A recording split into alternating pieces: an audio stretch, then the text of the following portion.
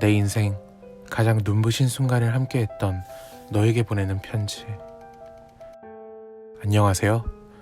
저는 서울에서 평범한 직장 생활을 하고 있는 30대 남자입니다. 오늘 제가 들려드릴 이야기는 제가 정말 사랑했던 사람에 관한 이야기입니다.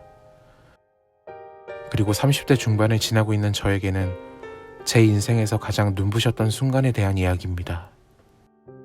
비록 그 사람이 곁에 있을 때 그 소중함을 몰랐던 저는 지금도 끊임없이 후회하고 있지만 이제는 정말 그 사람을 위해 그만해야 할 것 같아서 이렇게 사연을 보냅니다. 2013년 봄, 아직 앙상한 가지가 이제 막 녹색의 잎들을 피어내던 봄날, 설레임으로 가득한 캠퍼스에서 저는 그 아이를 그렇게 처음 만났습니다. 남들보다 조금 늦게 대학 생활을 시작한 저는 그 아이를 동아리 홍보마당에서 처음 만났습니다. 그리고 눈부시게 빛났던 그 아이의 미소에 반해 평소에는 음치 소리만 듣던 저는 겁도 없이 보컬 동아리에 지원했습니다. 동아리 테스트를 보기 위해 저는 자취방에서 매일 노래를 했었고 드디어 결전의 날이 밝았죠. 그 아이와 함께 동아리 생활을 하고 싶은 마음이 너무 강했던 걸까요? 저는 군대 신교대 시절 아무것도 모르고 소리를 꽥꽥 지르는 것처럼 목이 쉬어버려 아무런 노래도 부를 수 없는 상황이 되어버렸죠. 이런 제 모습이 웃겼는지 저를 심사하던 동아리 선배들이 그냥 크게 웃어버리더라고요.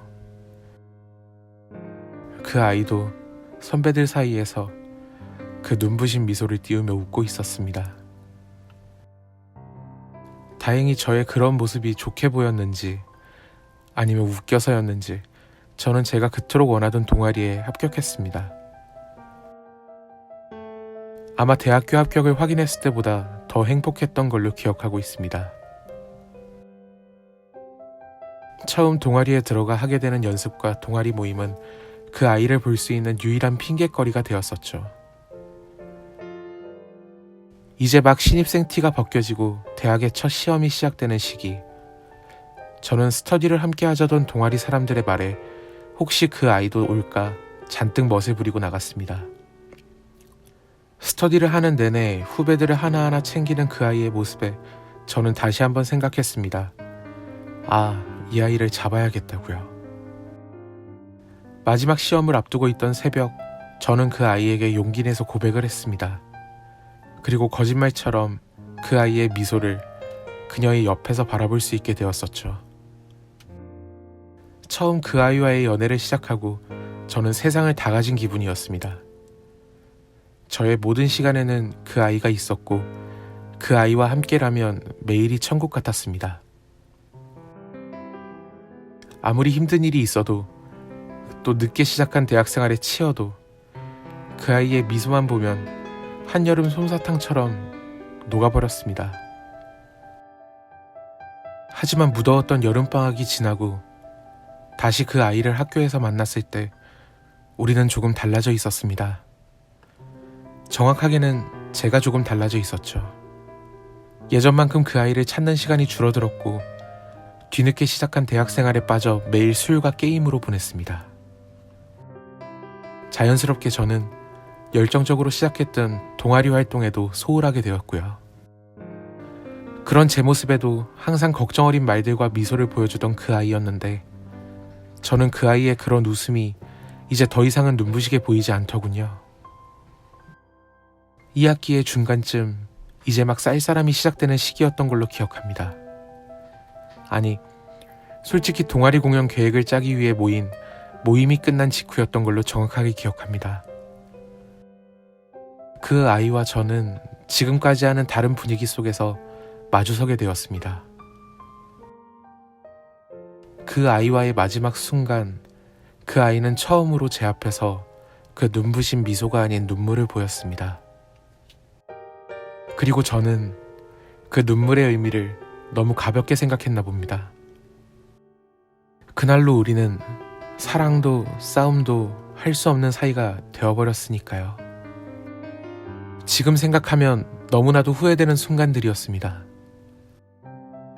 그 아이가 그렇게 곁에 없자 그제서야 저는 그 아이의 빈자리를 크게 느끼기 시작했습니다. 하지만 전 그녀에게 더 이상 다가갈 수 없었고 저는 그렇게 괜찮은 척 노력하며 살았습니다. 다음 학기가 시작되고 저는 그녀의 휴학 소식을 전해 듣게 되었습니다. 그 아이의 휴학이 저의 탓인 것 같아서 너무 미안한 마음에 그녀에게 문자를 보내봤지만 그녀에게선 아무런 답장도 받을 수가 없었습니다. 그렇게 대학을 졸업하고 저도 사회생활을 하며 그렇게 살아갔습니다. 저에게도 몇 번의 연애가 지나갔고 저는 매번 그 아이의 미소를 다른 사람들에게서 찾고 있었나 봅니다.